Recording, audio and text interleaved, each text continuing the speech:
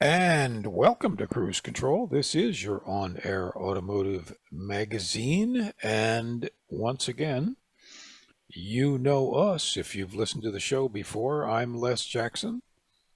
That guy over there is Fred Staab. And you all know him. He's the star of the show. No, He it's a team effort here. I'm the comic sidekick. He's the Team effort. anyway, but the point is, we always have lots of information about the industry. We have reviews, we have guests, and today is no exception. We've got a ton of news. Yeah, we sure do, Les. And we're starting off with a story from Toyota. You know, they've gotten a little bit of a hard time for not announcing they'll go all electric, and they're still Yep. selling and building new hybrids. But they made a big announcement this week. They made a battery breakthrough that will decrease the price of batteries. You'll get 600 miles of range or more and be able to recharge the batteries in 10 minutes. So, hey, maybe they're just waiting to better technology gets developed, right? Well, I think so. I mean, they've always been very conservative, but they are the leaders in electric propulsion of one kind or another. Um, that's exciting. I'm anxious to actually try one out. And talking tech, Nissan's got a way to keep you safer at intersections, which is getting Yeah. much more critical. You ever watch some of those videos? They're super Oh scary for boy, the windshield cameras. Uh, let's also talk about Kia. They've said they're going to say goodbye to the Stinger, their Halo car, but isn't making a comeback already and packing 600 horsepower. A lot of we kind of a trend. We talked about vehicles that were being canceled, but they might not be canceled. that's right. And GM has announced they're investing big money in the internal combustion engine. Remember that? It's still here Yes, and apparently it will be here for quite some for a time while. yet. Yeah. We're also going to have some pricing on some new vehicles from GM, Buick Envision. I'll tell you a little bit about that. And a couple of more, a vehicle from Mazda. We have some pricing on that. So there's some new reveals and some new pricing details. And we're going to get to all of that. I want to ask you a question. Do you think there will be a time when an electric vehicle is sold and you never have to recharge it? In other words, the battery will last for 100,000 miles. Almost like Um, a nuclear powered ship where they halfway through its 50-year life, they refuel it and then that's it. that's it. They don't have to do it again for another 25 years, probably the I last time. I think eventually we'll have something similar to that, where the battery maybe will go for 20 years.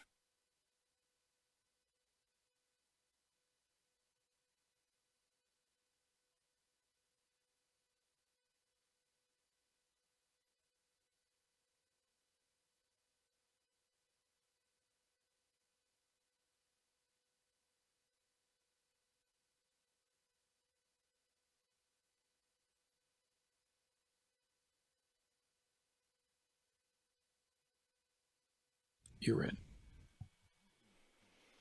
And welcome back to Cruise Control, your on air automotive magazine. Fred Staub and Les Jackson, we are with you, and we are glad you are here.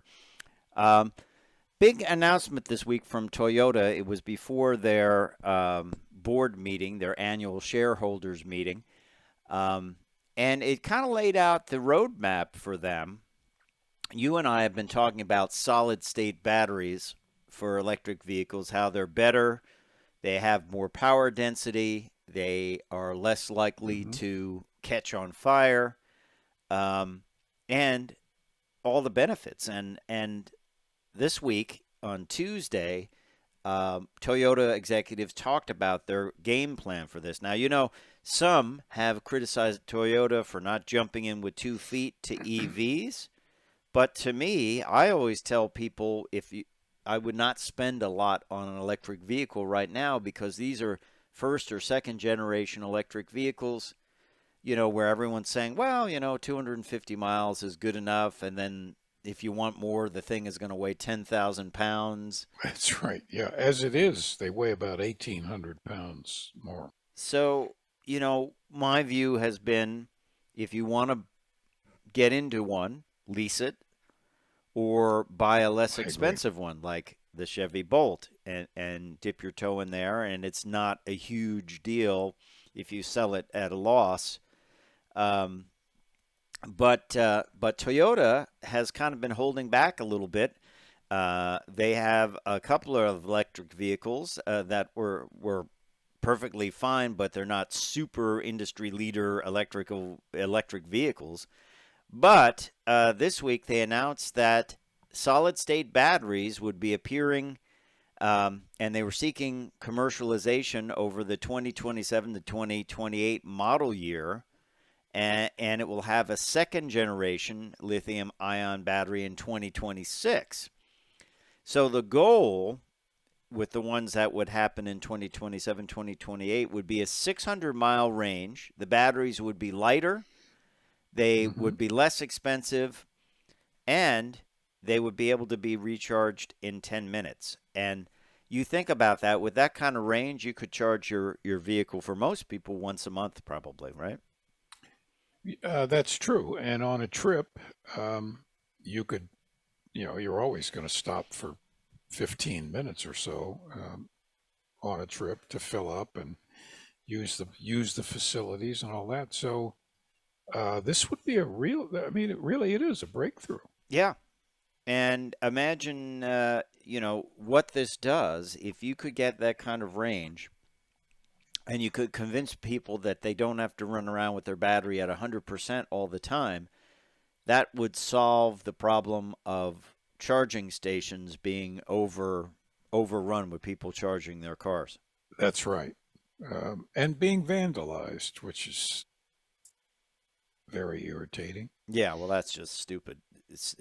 I hate when people wreck stuff. There's no reason to wreck stuff. Absolutely. It's just Uh, so this is a sea change, and what have I always said here on the show, that when you can make, now we're talking about a range that's greater than a regular internal combustion that's engine, right.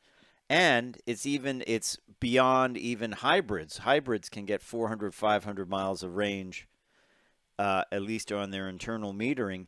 Um, so I think it's a game changer because quick recharge, it's less weight, and just the huge range. I mean, they're talking it could go beyond that. It could go to 900 miles at some point. That's But literally, that's you think wow. about that, you don't have to charge it that often. And even if you have a level 2 charger in your house, you can just top it off every once in a while, right? That's right. Now, of course, if it's a battery that large, it's it's going to be pretty time consuming to charge it up. But it's at your house. Just leave it plugged in and Yeah, well, look at it how let it you do your charge. cell phone. I never let it go down to zero. No, I don't either. I plug it in. It gets to 40%. I plug it in. I might take it off the charger and it's 80%, but I got enough. So, but when you're talking 80% of 600 miles, let's say, that's a lot of miles. That's a lot of miles. And how many people drive more than 450 or 500 miles in a day? Very few, and not only if they're on a road trip, and then you could recharge it in 10 minutes anyway, and there should be a high-speed charger along the Right. highway, right? Sure. Sure. So, big news from Toyota. They're also talking about new assembly technology where it would be self propelled assembly lines where the vehicles would drive themselves through the process, which is pretty interesting. And they also talked about hypersonic technology, severe aerodynamics, all kinds of tricks there to increase range. So, a lot of technology going on at Toyota. When we come back, though, we're going to talk tech, how Nissan is keeping intersections safer. So stay tuned.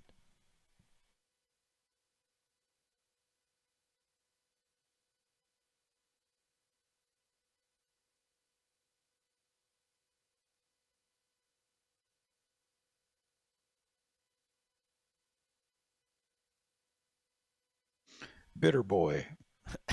All right. And welcome back to Cruise Control.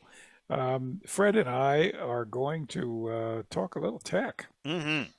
and this is tech everybody wants, and that's a system that helps you avoid bad drivers hitting you at intersections. Yes, like going through lights, like Oh, not going. I saw one video where someone went through a light. They ended up upside down on the person's hood, the other oh, vehicle, and the other vehicle was still moving with that person upside down on their hood. And they're like pushing to go through the light, and then they bad things happen. well, and it's happening more and more and more often. The red light running, it's an epidemic in this country. Yes. Um, it's very deliberate. I see it every day. Yeah. Selfish, dangerous It's very behavior. selfish. It's arrogant, Yeah. and needless to say, crazy dangerous. Yep. Well, anyway, Nissan is using LiDAR technology to help make intersection accidents a thing of the past, or have a LiDAR-based advanced driving assistance technology, and it is capable of detecting an object's speed, location, and potential risk of a collision from a lateral direction. They demonstrated this on the Nissan ProPilot Concept Zero prototype. They used a Nissan Skyline, which, believe it or not, I did not realize this. The Nissan Skyline is the Infiniti Q50. I did not realize that. I didn't know that either. Yeah, it's pretty How about interesting. that? Yeah. It will deploy brakes when a potential risk is detected and release it once the situation is cleared. Nissan aims to trim down accidents caused by driver errors at intersections where some people carry on without slowing down to check oncoming traffic Yep. because they're in their own world. Yeah.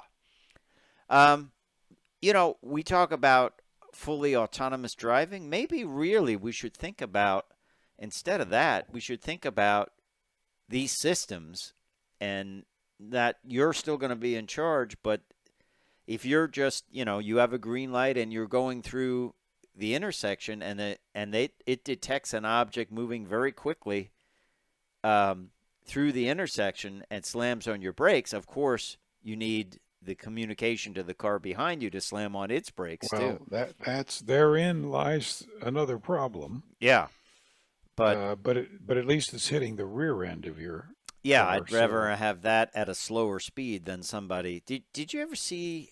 I forget what country this is, but there's a common problem with people driving Lamborghinis, and they go very quickly, blow through red lights, and Yep. with bad results.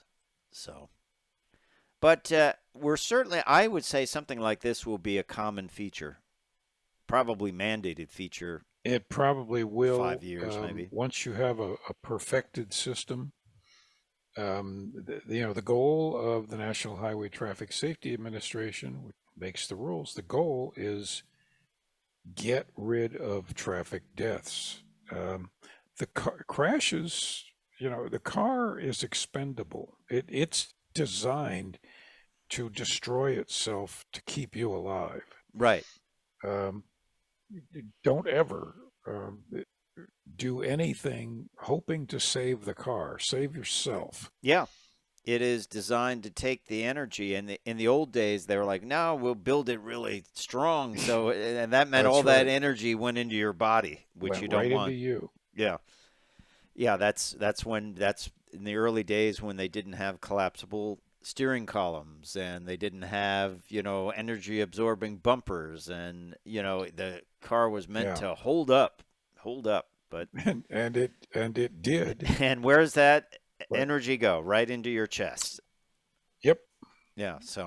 horrible. Just So that's, horrible. yes, exactly. It's designed to take the hit and save you. So interesting technology from the folks at Nissan.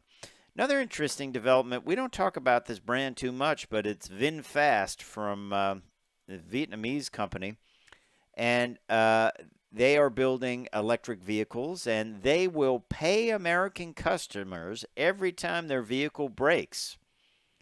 The company is expanding its network and recently introduced a compensation program for customers in the U.S. and Canada. Under the new policy, customers will receive compensation based on the type of problem encountered.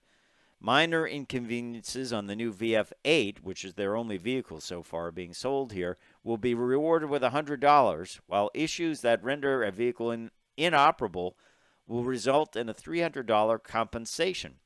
If the Hmm. repairs go beyond 3 days, the owners will receive $100 for each additional day their car remains in service. This is the VF7, but their VF8, which is their mid-size crossover, which is similar to the Tesla Model Y, is priced at $46,000, has a 349 horsepower dual motor variant, and has estimated range of about 264. Imagine if Tesla had to pay for stuff like that. Wow. Yeah. What do Uh, you think of that concept, though, of, hey, I had a problem, I've got this weird error message on my car, and they're like, bring it into the dealer, and we'll cover it, obviously, with warranty, but here's $100 for your trouble. I I think it's a great idea, and I think they're confident enough in their warranty exposure that they can invest the money, and something like that it buys an awful lot of goodwill. Well, what about if they can't get people in for recalls if they did that? Yeah, For $100, it's come a on in. hassle, but it's, hey, it's $100, not bad.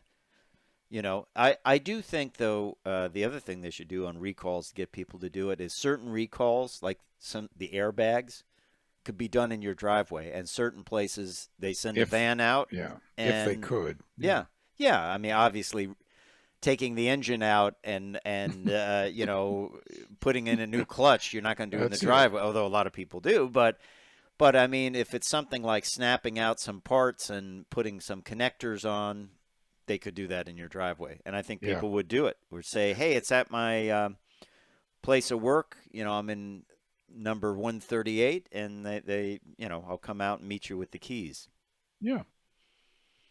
So, I like the idea.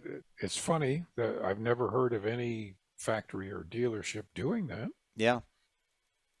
Just seems interesting that you could get more work done too, because you would not be tying up a bay for something that is not, a big problem. But of course, you'd have to send someone out with the parts. I don't know, just an idea. We told you earlier in cruise control that the Chevy Bolt might be making a comeback with the new battery pack. Now there's another rumor, and that is from ET News. I'm not quite sure. It's a South Korean publication. They say the Kia Stinger may return as an all-electric vehicle with 600 horsepower, and it may be the halo model for the Kia brand. As you know, that was going to be the halo model here with the gas engine. I went on the launch of that. Great vehicle.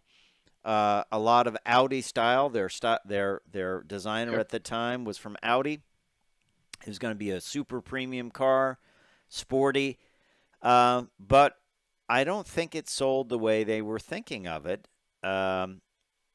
So maybe it will return. Why not? It's a great name, and why wouldn't they do that? I think that would be great. Well, yeah. The people that own Stingers really like them, but yeah, they didn't sell anywhere near as many as they thought they would. It was being equated with BMW. Yep. Um, I mean, it doesn't feel like a BMW, but the fact is, it's a pretty high end, nice machine.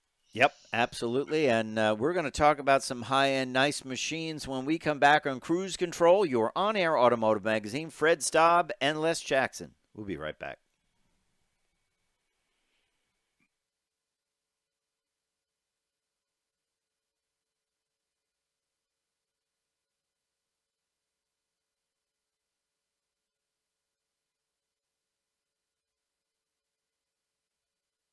Welcome back. Welcome back. Fred and I want to cover as many stories as we can, so we're going to run right into General Motors assuring everyone that they're investing some serious money in internal combustion engines. Yeah.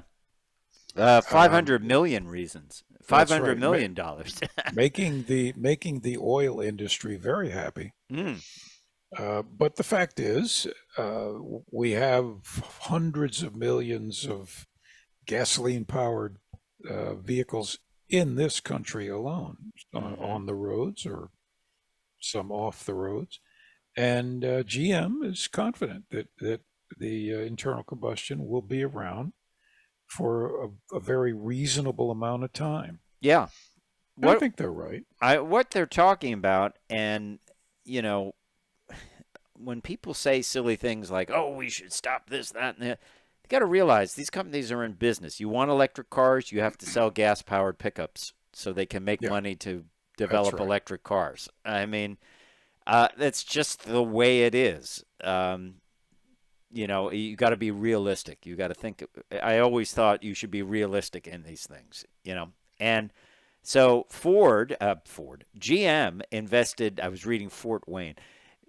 GM invested 500 million in its Arlington assembly plant in Texas, and they're also putting in 632 million at their Fort Wayne assembly hub. And what they're doing is they're prepping for the next internal combustion powered full size light duty trucks. So Silverado 1500s and GMC Right. Sierra 1500s. And they're putting in new conveyors, new equipment. They're getting ready for the next generation. And these are going to be around for a while, aren't they? Well, they are, and they're putting $1 billion into Flint, Michigan-based manufacturing plants. That's where they make, among other things, engines. So yeah, this is you need nothing can happen overnight, and nothing, and there is no such thing as just black and white, where everything has to be such and such and not any of the other. That's not the way life works. Right. We talked Um, earlier about Toyota and how people are saying, well, why don't they have all electric cars? Well, because they need to sell the other cars to have the money to develop electric cars, and they're waiting for the next generation of batteries and developing that. I don't see anything wrong with that. Not at all. Not at all. You're in business to satisfy as many customers as you can possibly satisfy, Exactly. and make money at it. Yeah. So Yeah, it's it's it's very interesting for people to say, well, everything should be all electric overnight. It can't be, and no, it so can't. so. But there will be a next generation internal combustion powered Silverado and GMC Sierra lineup. So we'll let you How know can what they that's like. improve their V8 any more than they have? That is a remarkable piece of machinery. And there's going to be a new lineup of V8s. I would say probably smaller displacement and even more power. What do you think? Yeah, I wouldn't argue that. Yeah. So we will see what they come up with. Here's something we've been talking about for a while. I remember talking about this. Oh gosh, it must be back in around 2007 or so, where Hmm. Michelin came out with the Tweel, the airless tire, and it was ended up being used on small construction equipment, like bobcats and garden tractors and things like that. And then eventually they said airless tires would be part of um, the future for cars. Well, over at CarBuzz, they have uncovered a patent that Ford is working on wheels specifically designed for the task of wearing airless tires, of having airless tires on it. And Michelin has revealed new development along with Goodyear. and they are attempting to perfect this technology based on the idea that the tire alone needs to change, and there will be no more air. But if the tire changes to an airless tire, they have to come up with a way to hold it on the wheel because air pressure won't do it because there won't be any air pressure. That's actually, that's a, yeah, that's, oh, gee, Yeah, I just developed the tire and I didn't realize that air was holding it on the, I think this is a pretty good idea because what is one of the most neglected maintenance items out there? Putting air in your tires, right? yep, that's right. Even though you have tire pressure monitoring systems and all that. Yeah, and it's funny. The article said yes, you can still do burnouts in air with airless tires. In case you were worried about that, um, are they lighter? I don't know. Would they be lighter than an air-filled tire? I doubt it, because you need a lot of structure. Yeah, but you certainly would not need a spare tire or even an inflator kit. So that reduces some weight, right? But what happens? Uh, we have a picture of Goodyear's tire there. Now, obviously, all of the structure holding it up is open. Oh, well, no, it's actually that's a cutaway. It would have a sidewall on it. Okay, okay, because you'd get mud and everything else in there and throw it out of balance. But yeah, and how much would these things cost? Unknown. I mean, when you have the tires that run flats, they're pretty expensive. They're pretty expensive. Air is pretty cheap. Yeah, I don't know. It would be Um, interesting to see. I mean, I think there's a lot more development to be done on this, but you wouldn't have to worry about a tire pressure system. You wouldn't have to. You could eliminate that. You could eliminate the uh, jack. You could eliminate the inflator system. Yeah, you could yep. eliminate a lot of things. Well, and they were airless at the turn of the 20th century. But they were hard rubber, right? They were solid rubber, And this must but have they didn't rode go great. flat. Maybe we'll just go back to metal tires. Bad idea. Yeah. The other thing is, if you're in police like to use the spikes for the tires, probably wouldn't work with this, would it? Probably not. Yeah. A lot to consider here. Yeah. Well, but they'll work on this and they'll slowly get the bugs out of it. Let's do another talking tech. We didn't get to this earlier in the show. I have not really played around with Chat GPT. I haven't either. I have seen some results of it, and it was kind of interesting. It was kind of good. I've heard that certain people like getting their medical results from Chat GPT. There's an article down in Florida because they say it has more compassion than humans, which is sad.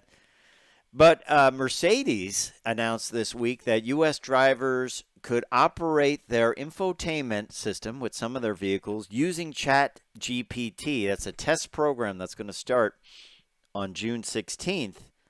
And the idea is you could have a conversation like, I really don't like going over the George Washington Bridge because of all that traffic.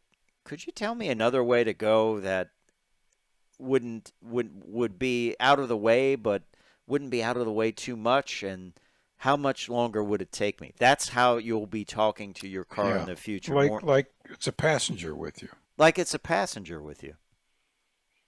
What do you think about that? Well, I kind of like that idea.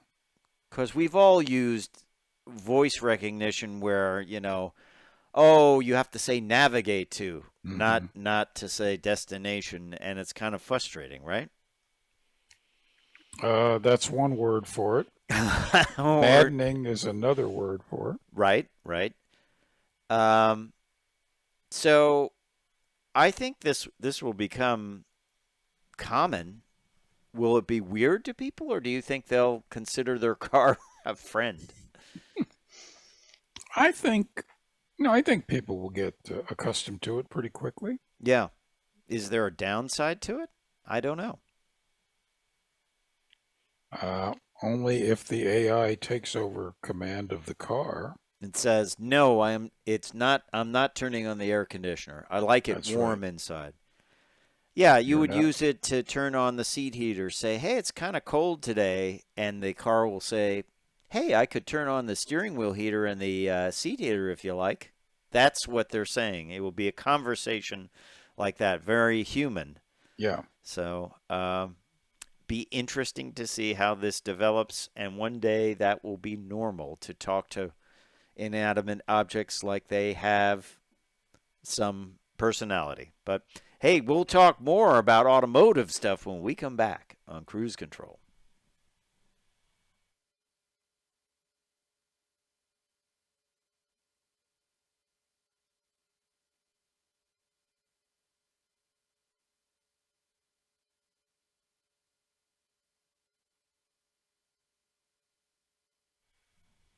And welcome back. Welcome back to Cruise Control.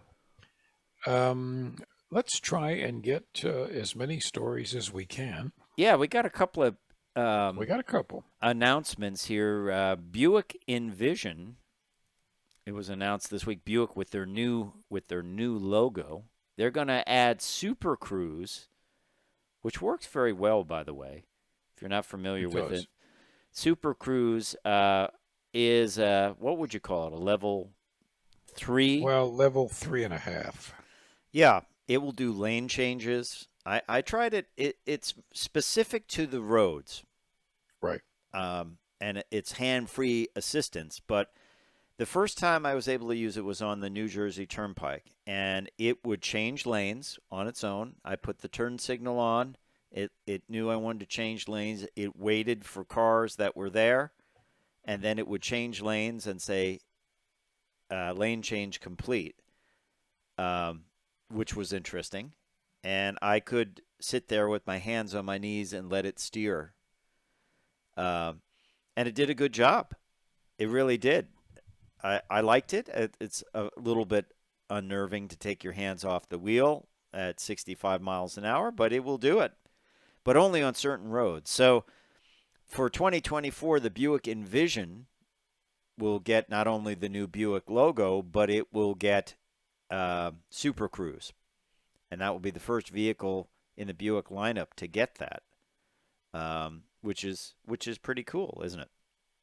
It is. And actually, the Envision's a pretty handsome vehicle. Yeah, I agree. Buick, and here I have to read this because this is right from GM. Buick vehicles offer sculptural designs, refined performance, modern interiors, and thoughtful personal technologies. Well said. There you go. We also got pricing on the Mazda 3 for 2024. If you're out looking for the Mazda 3, uh, it's got a newly available 10.25-inch infotainment system with wireless Apple CarPlay and Android Auto connectivity. And the pricing starts for the Mazda 3 2.5S for front-wheel drive, $24,170. If you want the Select Sport front-wheel drive, it's $24,690. The hatchback is $25,690. You can get all-wheel drive on the Carbon Edition for $29,060. And you can go up all the way up to the Mazda 3 2.5-liter Turbo Premium Plus, with the sedan being $35,450 and the hatchback being $36,650.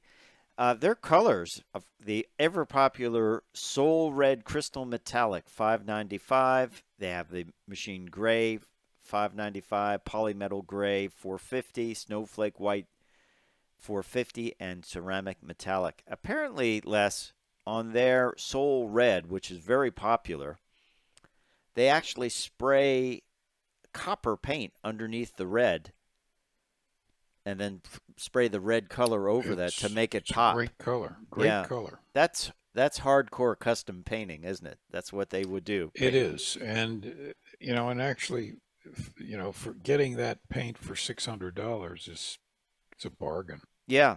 I mean, that's the old trick. Even back in the day, they would, if you were going to do candy colors or whatever, you would spray the car white first and then spray the color over it because it makes it pop more. It's interesting. It's so they're spraying it copper and then, yeah, it's like Yeah, painting it multiple times.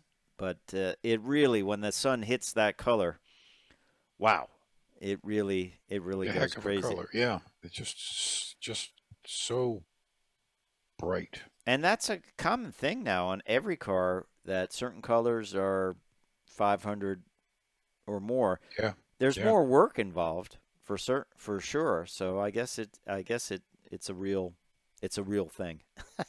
But I've had some great colors lately. We're going to have some great at the wheel reviews coming up on some vehicles. I got the new Prius coming in, which I'm anxious to try that. The Ioniq 6, that's mm, coming up. I'm anxious to review that. And Tiguan, I'm driving the Tiguan right now, also in VW's version of Soul Red. I forget exactly what they call that. So it's almost like it's just like someone shrunk the Atlas I had a few weeks ago. It's yeah. the same color. What do you got coming up? Actually, I just finished a run of vehicles: the Toyota BZX4, the Golf GTI Volkswagen, Mm-hmm. the Lexus LX 600 Sport, expensive SUV, Mm-hmm. and a couple others that that we will talk about on the air. What do you think of the GTI? I Oh, it's a real hoot. It's just fun to drive. I just don't like the new interior without the buttons. I find it confusing. I was too busy looking out the windshield at the fast approaching speed limit signs. Did you have the manual or the? I had the manual. Oh, cool. Interesting. Interesting. Yes. Fun to drive. Just, Oh, that's it's a just fun to a real drive car. joy. Yeah. Yeah. Hey, here's good news. Used car prices, wholesale used car prices, continue to decline in May, Great. according to Cox Automotive. They're not back to pre-COVID numbers, but uh, compact cars and vans lost less than the industry at 4.6 on their price, but the luxury segment lost 10.8% in pricing. SUVs are down 8%, used SUVs, and midsize cars were off by 7.9%. So it's good news if you're heading out to buy a used car. Remember the point where used cars during COVID, they were $10,000 more than the previous year in certain That's right. cases. That's right. And in some cases, the used cars a year or two old were more expensive than the same car brand new. I just don't understand that, but I don't it's get it. true. But that's why when you're going out to shop for something, it always pays. Price it all out. Yep. That's what it's there for. The internet, price out and say, man, I could get one, 3 years newer with more features for $5,000 less than a used one. so so why would you do it? You know. Exactly. Why would you do it? Why would you do it? You'd be better off buying new. And it's not just one model. I remember doing that story where it was like 20 different models were all cheaper to Yeah. buy. Yeah. It just pays that's our tip. Check everything. Don't pay over sticker because you can easily look at other dealers that are close by and some just will sell you it for the price or even deal nowadays.